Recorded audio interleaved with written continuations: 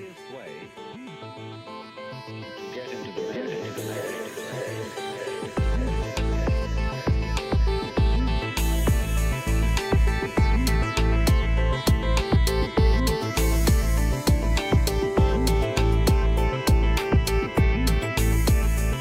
Wholeness and welcome. This is Josh Tippel of integratingpresence.com. Today's event I've entitled Travel and Moving to Expand Perception and Awareness. I invite participants and expats to share travel wisdom while I share what I've noticed about Denmark so far, comparing and contrasting with the United States where I've lived my whole life, then using all this to explore how to leverage such external noticings to meditation practice. Just a few disclaimers here. Notice, that I'm in the Danish countryside here. It's a field there. You can hear the crows. It's kind of a gray, misty day today. I think they're talking about maybe having some of the after effects of the cyclone is it Cyclone Gabriel or some other one, and maybe kicking up sand in the Sahara, but it looks like it didn't happen today. And I've only been here a month, so obviously this isn't comprehensive or anything like that. And I've only just been in Copenhagen to leave the airport, basically. So I'm about an hour outside of Copenhagen. I'm going to be going into little details that I've noticed so far, and this is not representative of the whole, obviously, without me even knowing the language yet, and just being here a month or so, or a little under a month. And I welcome corrections as well to any of this. And, some of these little things will seem bigger in the beginning, and then they become more commonplace as time goes on. Just as like we move to any place or travel any place, at first it's all kind of novel and exciting, and then it just becomes more everyday.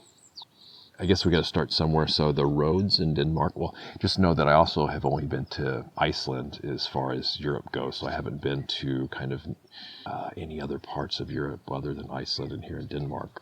So again, this stuff might seem all kind of routine, and commonplace to some people who are already very familiar with Europe, right? But the roads here, some of the main roads, they don't have a middle line like in the States, right? So this is a paved road, and they kind of share the road.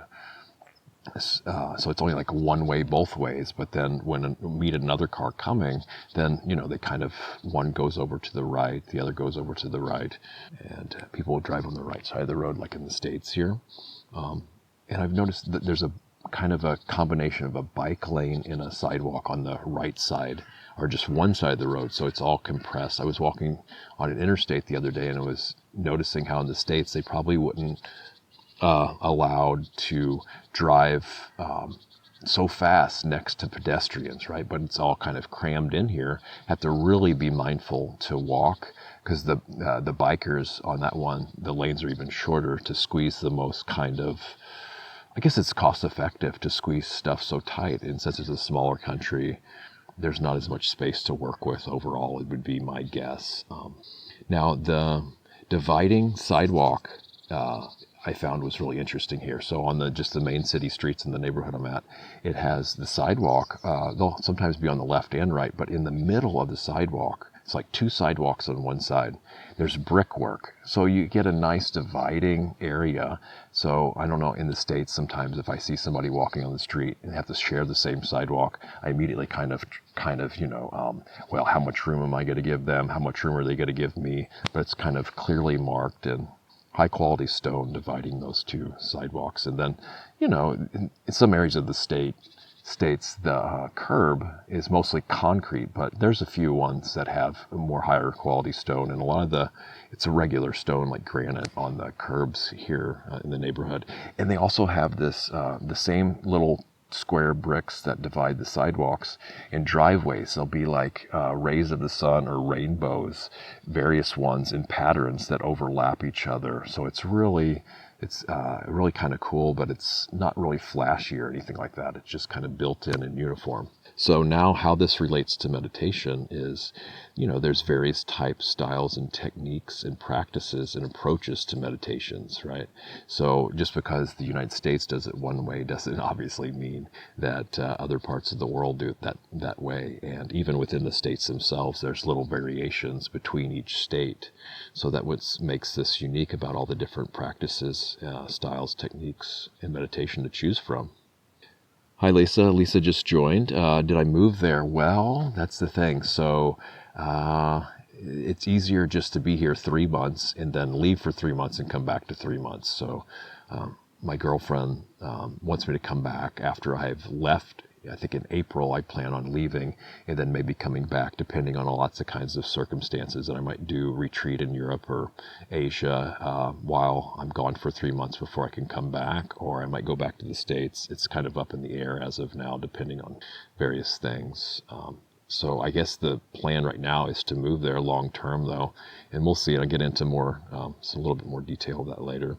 Okay, so the land itself here, what I've noticed, there's a big public-private mixing of land. Let's just put it that way. I know in the States there's plenty of public and private land amongst each other, but there's an example when I was going to a park.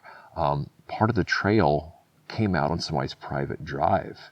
And so this private paved drive shared a section of the entrance and exit points to a public nature park. And I just don't remember too many examples of that in the United States having. Usually it's very separate, right?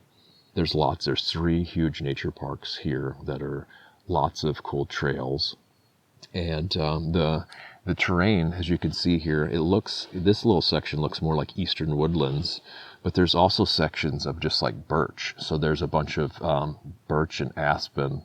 It reminds me of the birch and aspen parts of the West, like in Colorado, these type areas. But they also have like forests too. So evergreen forest here, which reminded me of the kind of Pacific Northwest. And overall, sections of the northern United States I've heard of, like Wisconsin, Minnesota, has all 3 of these types of wooded areas too, which if going on the theory that my ancestors that came from Germany, where they settled in southeast Missouri, reminded them of the landscape of where they came from. And if that's anything, maybe there's a bigger Scandinavian population in like Minnesota, Wisconsin, these type of things. Lots of farm ground here too. So I was just walking and noticing how many regular housing and suburbs are right next to plowed farm ground. In the States, there's a lot of no plow farming with GMO practices and whatnot. I don't want to try to get too political here, but it is very nice here to be able to have more GMOs, just non-GMO stuff, just as default. Okay, so now how does this relate to meditation practice? I would say this public-private mixing, this is like when we meditate solo, right? And then we can also meditate with groups.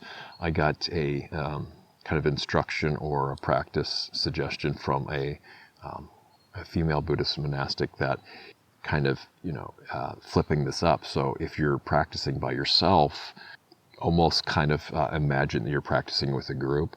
And then if you're practicing with a group, imagine that you're practicing solo as a kind of way to, mix this up. Or if you're inside, imagine you're practicing outside. If you're outside, imagine you're practicing inside, just to kind of get the contrast and a comparison reference point to these type of things. Also, the land internally, right? What is the internal landscape like during meditation? All these things, these different things come up. Emotions can come up, memories, lots of memories, planning, just the even more subtle, like textures of the breath or the meditation object, new aspects and dimensions of what we're meditating on, maybe new breakthroughs in consciousness, more access and longer durations of awareness, these type of things. Okay, Adine, I think that's right. She says, coming from Europe, crossing the road in Hanoi was interesting. At first, I was terrified and had to hold my daughter's hand. Eventually, I realized that no one was out to hit me. They would all avoid me if I just trusted, like a river streaming around rocks. Isn't that wild? Yes. So I haven't been to Asia. Hanoi is Is that in Vietnam? Sorry, this is my ignorant U.S. lack of knowledge for geography. Okay, so it is Vietnam.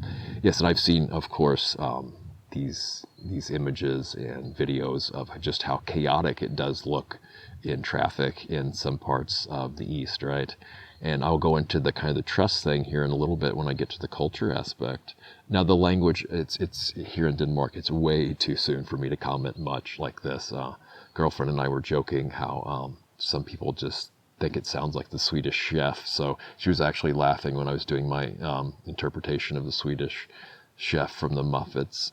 So it's kind of a mix. When I listen to it, it sounds a little bit Swedish, maybe a little bit German. I know there's Willkommen is one of the, so there's similarities. And then there's plenty of English words too that are the same from what I've seen in Danish. And then I'm lucky though, most everybody speaks English here. From what I'm told there, people are required to learn it very early on, maybe like the 4th grade equivalent of the States, something like that. I have encountered some signs that are only in Danish here in the nature park, so I'm like, oh, okay, I'll eventually get to learning that, right? So this, how does this relate to meditation? Well, there's certain Pali, Sanskrit, and Tibetan practice words. So actually the few Pali words I know are more related to practice. So that way I can talk with other meditation teachers and friends about practice as well. You know, like Vedana, Kaya, or Rupa for form, Vedana for feeling tone or hedonic tone, perception, Sanya, and let's see, Sankara, which some people consider formations, mental formations, or even volitional formations, and consciousness as it. Now I'm blanking on that because there's manos, vijnana, is it vijnana, and chitta for the 3 types. But of course I reference the 5 aggregates, what we commonly cling to as this notion of I, me, mine. I'm made up of this. So yeah, so that's what I mean. I don't think it's entirely required to learn, you know, these ancient languages, but a few words are really interesting because, especially that are really kind of core to what it is to be human and do meditation practice, because people can translate them all kinds of different ways. But if we go to the root, or more towards the root of what we're pointing at, then people can kind of have a general understanding in a different type of way than if it's just using one translation. In one language. And this is also a labeling practice. So I don't know if there's any meditators here who do a labeling practice just to briefly label what arises in experience. So thought, thinking, image, language, memory, feeling, sensation, emotion, these type of things that come up during meditation, and then just let them go, just to kind of recognize that they're there so we don't get lost in them, and then returning to the meditation object. I don't do that, practice that often, but it can be very helpful. There's also the counting, doing samatha practice. Okay, so the weather here is pretty consistent. It's kind of very wet and damp. It's got a low elevation, but also, you know, it's more stable than where I come from, in the middle of the States, Midwest and Missouri, where, you know, one day can be like 50 degrees or 60 degrees Fahrenheit, and the next day it could be like 0, or within the next couple days. So it's pretty erratic as far as temperature goes. But here, you know, right now it's, let's see what the temperature is, 42 degrees Fahrenheit. And of course, yeah, that's the other thing, learning Celsius, right? So again, as far as meditation goes, this is like our conditions, right? What's required as far as conditions go, and what's more of a clinging to one's preferences. So I know when I first started meditating, it was like I had to have everything completely silent. Not had to have it, but it was like get really upset. Was more hypersensitive to, or not knowing how to deal with hypersensitivity that meditation can bring. So meditation heightens the senses, and we're able to sense more, and at the same time That can also bring challenges by how much more sense data is can be flooded into. But at the same time, we can gain wisdom on how to best go about that and how to address that so it's not as upsetting, right? It can be fascinating and allowing and part of the practice too. So yeah, but on the other end, it's very helpful to have at least some basic conditions in place in order to meditate, right? It's hard to just sit in a place where there's a lot of activity. People are yelling and shouting at each other. There's a lot of busyness.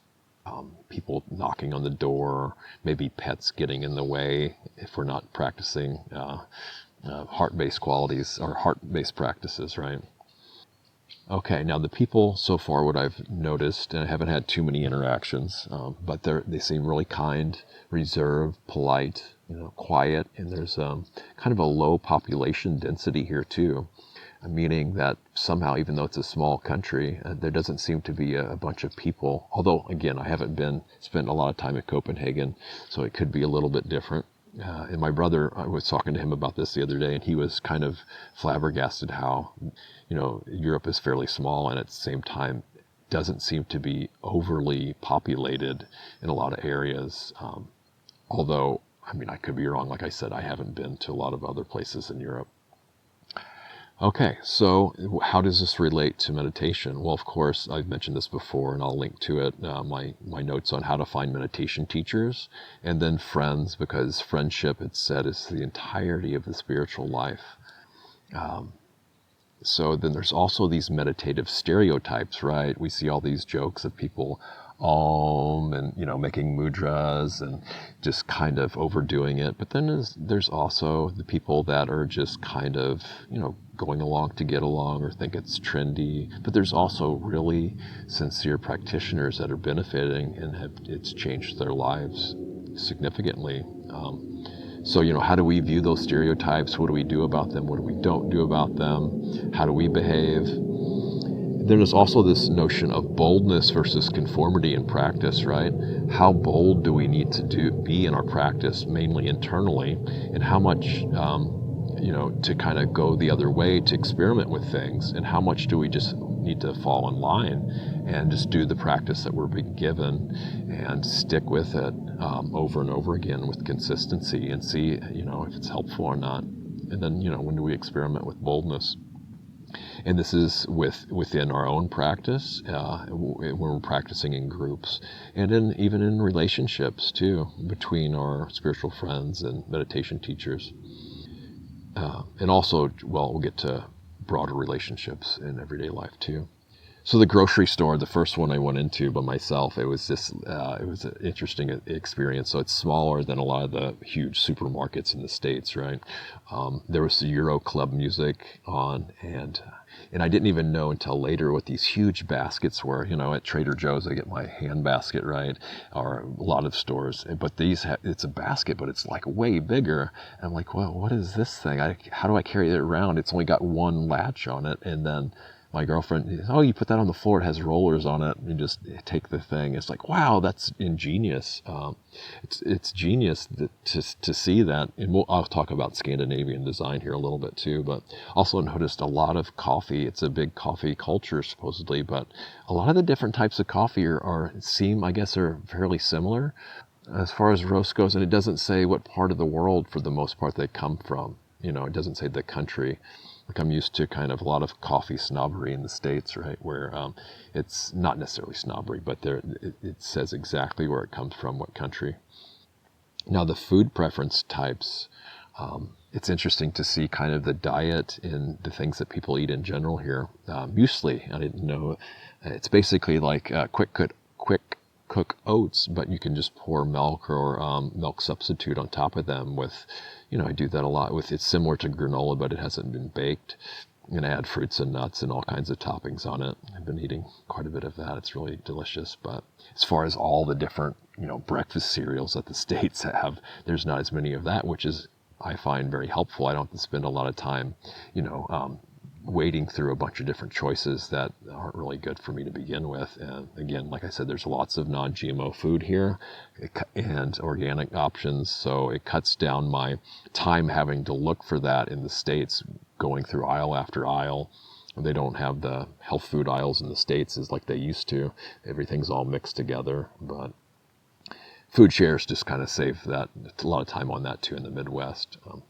There's also a 25% tax built into the prices here. Yes, it's a little bit steeper taxes, but I would say the tax money is way more well spent here, at least compared to Missouri where I used to live, right? And so it makes things easier, so not having to figure out the price for taxes if you're kind of keeping a running total. But they do tell you after you buy it how much percentage of each thing, I guess, or overall goes to the tax. It does the math for you afterwards, instead of figuring out the tax for you, then adding that on to the subtotal like in the States. So the correlation to meditation practice is the 4 nutriments, so the 4 nutriments is a thing in Buddhism. It's not just the food we take in, but it's the sense impressions we take in, right? If we're watching crap on TV and listening to crap, well, of course, that's going to affect us negatively compared to if we're watching really beneficial, more wholesome and skillful things that have a maybe educational benefit, or, maybe more psychological content we're learning from, not just disposable entertainment.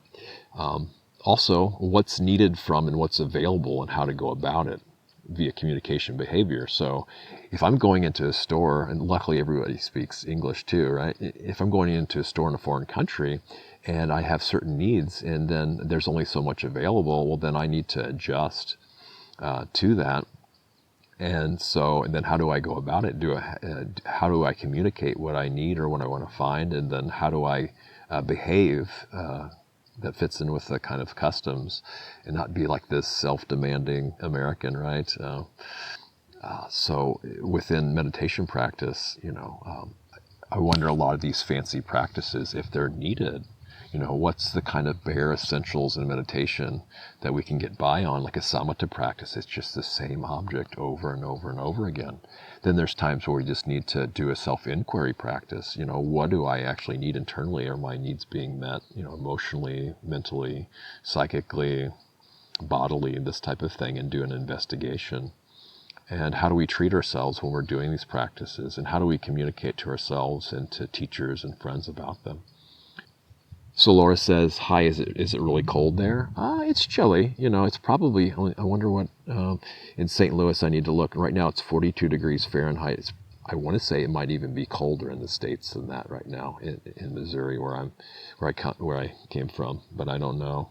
So I have my coat off now just because. Okay, so recycling culture is big here. Recycling is built into the culture. There's all these different types of bins for recycling. It's kind of like they used to do years ago in the States, but now I guess people are too lazy to recycle in the States. That's my guess. Maybe I'm reading too much into that. So they have single stream recycling. So it's not as much burden on the consumer. They put all this different recycling in one bin, it's more convenient to do that. And then I guess they have to spend more money sorting it out. But here, there's all these, there's things for drink cartons, paper, maybe even cardboard, if I'm getting this right, glass, metal, plastic. And then the big thing, though, is the food waste. So they have a bin for food waste, and they burn it to heat the country. So they actually burn it to boil water, and then the heating is done by radiators throughout the country. I'm not sure if it's everywhere, but at least around in Copenhagen it is. And I think they actually used to burn other types of trash for this. So what's the parallel to meditation? Well, what about byproducts, right? These byproducts of our waste, can we use these? What do we do with our waste products, so to speak? So in meditation, after years, does one consider becoming a teacher, with all this knowledge, or just kind of keep it to oneself, or what? What about containment? A lot of times we run into really challenging areas in our lives, or things are surfacing during meditation that kind of need to be contained in order to keep it from harming other people, perhaps. And that's one good thing just about meditation itself, is there's less likelihood to act on the things that we're feeling and experience if we're sitting still by ourselves, right? Can kind of feel murderous rage sitting by myself and with no intention whatsoever of acting out on it.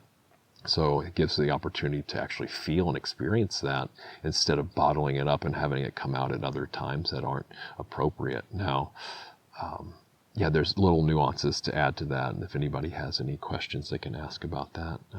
Right sharing. So things that come up in meditation, what do we share and with whom and when, you know?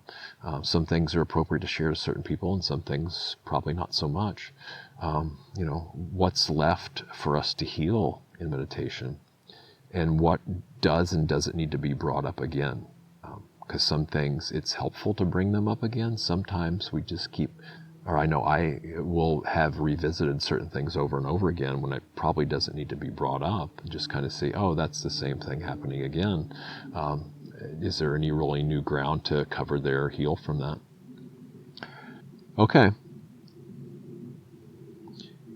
Design. So totally impressed with the Scandinavian design here. It's like almost living in an IKEA store sometimes inside.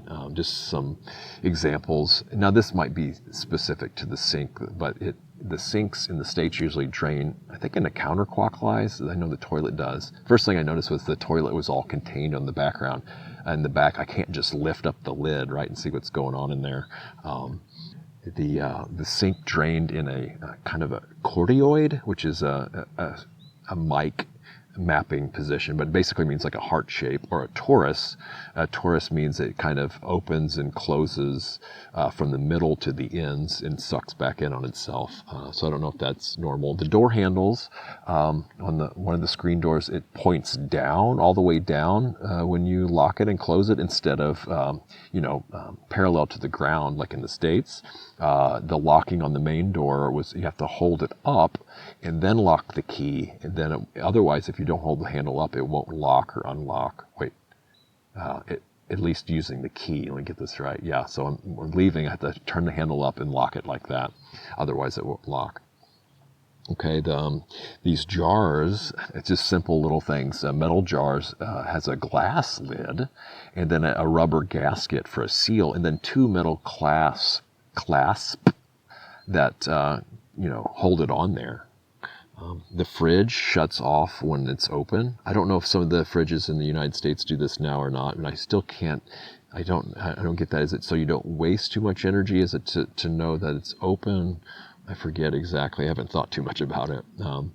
The oven has removable trays. So all of my ovens that I remember in the States have had racks on there. You can slide out the rack and you put it, but they're all the same. Well, the first one here has holes in it, almost like I don't know if it's air frying, but it allows tons. It's like if you were putting the stuff on the grill with with an extra tray, it has holes in it, so more, I guess, air gets through it. That's pretty cool. And then the two trays below that actually have the oven trays built into it. So instead of getting an extra oven tray and putting it on the rack of the oven, it's you slide out the whole thing, and that's all it is the tray itself.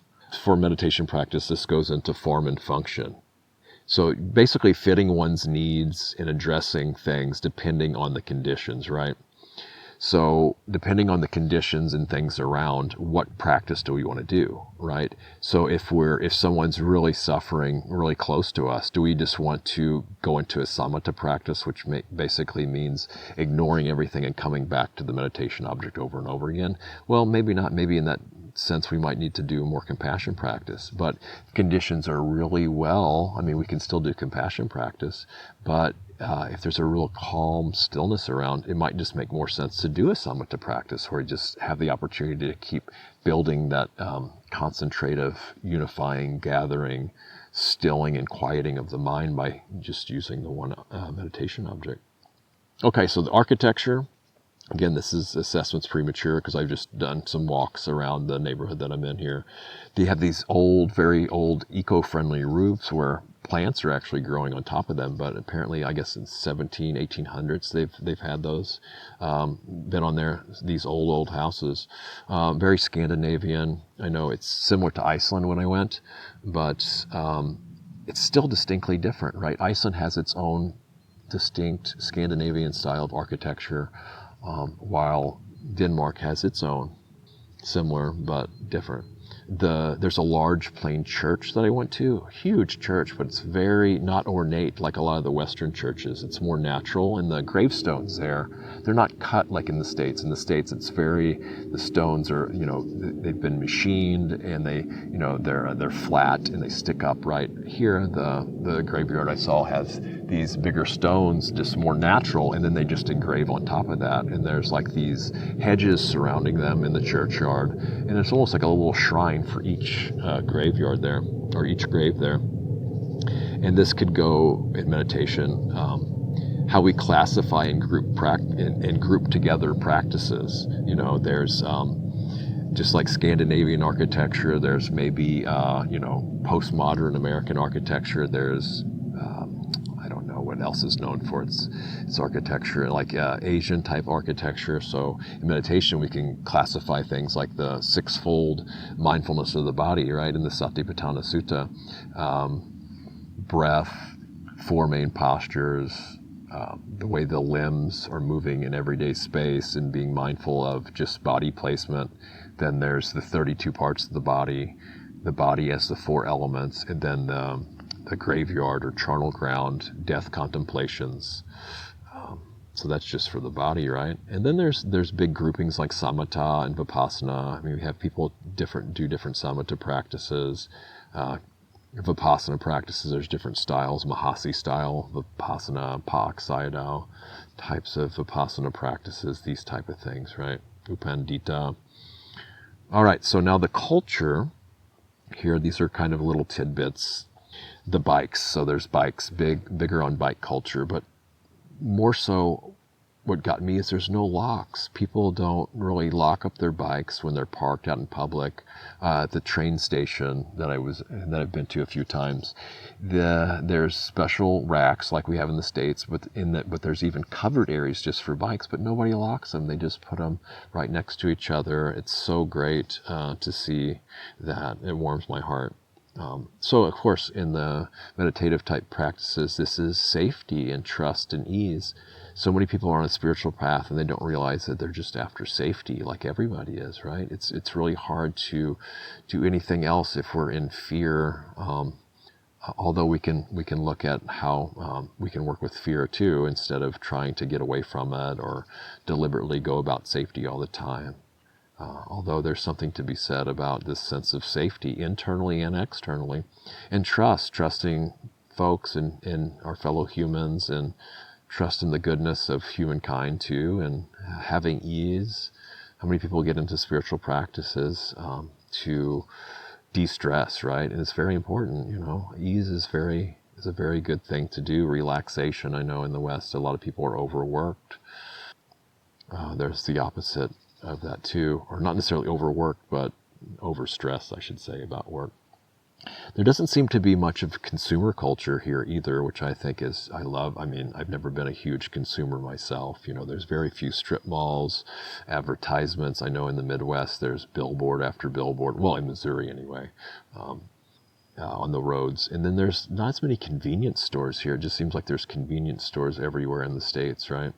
So to me, in meditation, this means less distraction, right? Less things to distract us from our meditation object and our practice. The movies and products here, was told that before the internet came along, there was fewer movies released in Denmark. It wasn't like all this huge amount of entertainment that was available in the States, even in the 80s and 90s, even comparably. There was, I guess, a few movies that were approved every year. And then the products, too, until the internet came along.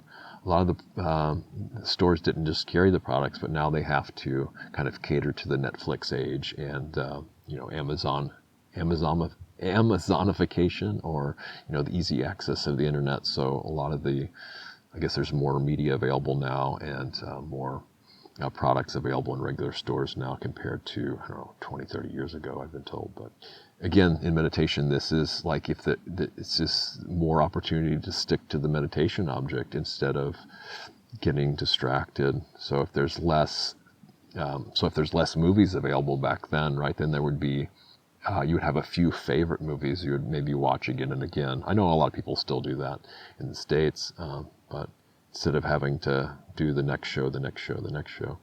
So again, revisiting the meditation object over and over again, putting in the work, even though it doesn't seem to be the most exciting thing in the world, we can see, especially gradually, how it does pay off, all the benefits.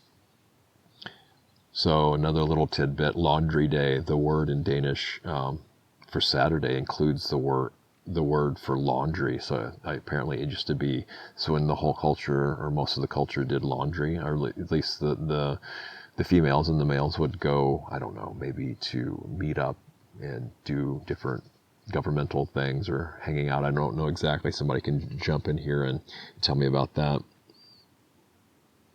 And then Adine, can you translate that word for me? Because is that the one that means cozy? Because I'll just jump ahead to that. Well, no, I'll come back to that. But the laundry day, to me, for meditation, that means learning specialized original terminology before the translations, like I was talking earlier, right? These special terms that are applicable just to meditation, so we're kind of on the same page and gives us a common language and better understanding of something.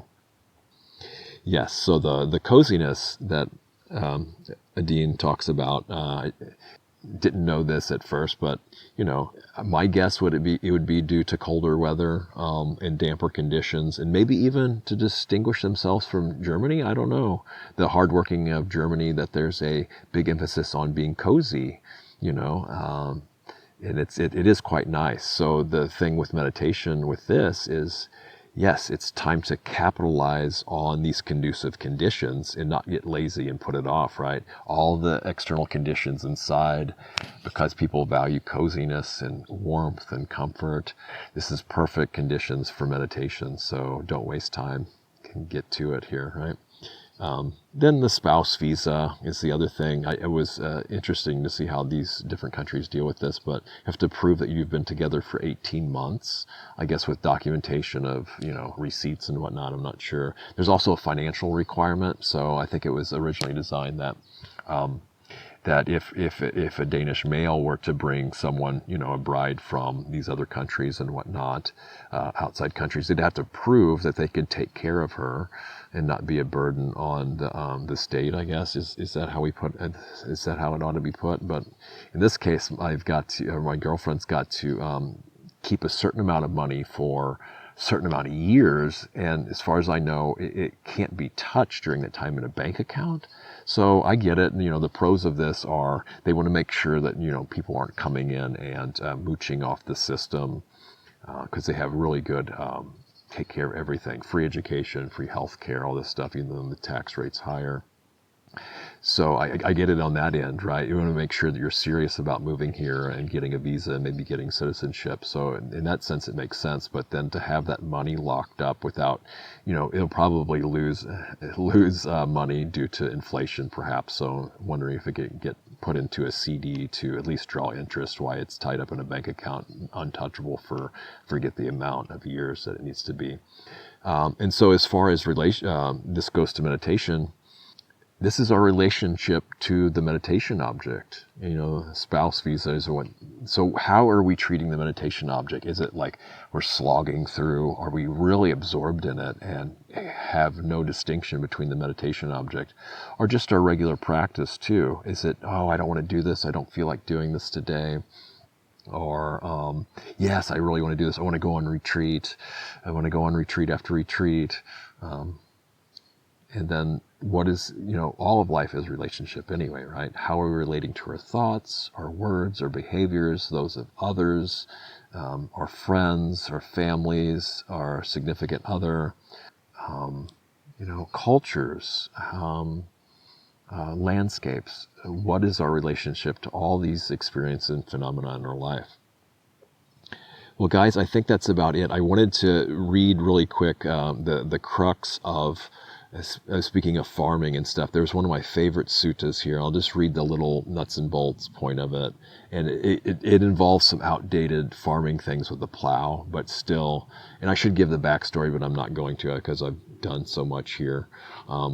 This is from the Kasi Bharadava Sutta to the plowing, the guy's name, I can't pronounce it. I don't know enough Pali to pronounce it. But basically, the Buddha's out there getting, I guess, food, if I'm getting this right.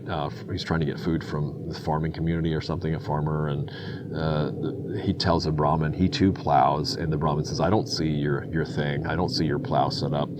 And then here's what the Buddha replies. Faith is the seed. Practice the rain, and wisdom is my yoke and plow. Modesty, the pole, mind, the strap. Mindfulness, my plowshare and goad. Body and speech are guarded well, and food and drink have been restrained. Truthfulness I use for weeding, and gentleness urges me on. Effort is my beast of burden, pulling me onward to safety. On it goes without returning, where, having gone, one does not grieve. This is how I plow my plowing. The crop it yields is deathlessness, and when one has plowed this plowing, one is released from all suffering. And I've in the blog post I might include various translations of this. I still haven't. Maybe I should combine translations of my own because growing up in a rural area in Missouri, and I don't know, this just for some reason spoke to my heart kind of thing. Because people are like, well, what are you doing? Is that really a real job, profession? And the Buddha was a master at addressing all types of life and speaking their language, right? Okay, well, Laura says, a complete fluke, I landed on your live. You're exploding my brain. I haven't been able to afford to travel and have been kind of angry about that. So I've put people down as elitist. Oh my goodness. Well, I kind of lucked out here. I'm splitting costs with my girlfriend here, so I'm actually paying less than before. And a little personal note here. My parents gifted me a trip ticket to anywhere in the United States. Anywhere in the world, geez. Easy for me to say here. And that was on my 21st birthday. Now I'm in my early to mid 40s, let's say. And then I saved it all that time. So actually it's been very inexpensive for me. And Laura, thank you so much for donating. Even after doing that, just can tell you have a generous heart there. So wishing you get to go do the best traveling that's going to help you and others and everybody. And hopefully you'll get to do that soon. So may all your generosity come back to you. And thanks everybody else for joining. Hope you've gotten some use out of this, some skillfulness. Plan to maybe release this as a podcast or as a blog post on my site, integratingpresence.com, later point. And Laura, do you mean all over Denmark or do you mean all over the United States? But either way, it's cool. Yes, traveling can definitely expand consciousness, I feel, for a lot of people. Some people it doesn't really seem to do much. But yeah, it's interesting to see all these details. At the same time, knowing we don't have to get bogged down in the details. We can just kind of be in it and feel it all without having to be able to see details and talk about it. And sometimes getting bogged down in details can actually be a detriment. I just happen to have a little training and skill and knack, more like maybe an obsession or an interest with this. So it's also good to know to drop all the details at times and see the bigger picture, the bigger whole. Oh, no, Laura, that's I kind of figured because, yeah, the driving from one end of Denmark to another is like just driving, one state. So it's not a very big country compared to the United States. And I have been at very many places in the United States, the lower 48 and Alaska too. So, wow, talk about delayed gratification, 20 years to spend a gift. I know, right? But I was thinking, no, I don't want to go to Europe early on because it's so much like America. I want to go to someplace exotic, like in Asia or something, but I just decided to use that ticket. Now, again, thank you all for joining. May be blessed with all your most ideal and optimal travels, expansions, and meditation practices. Bye and be well.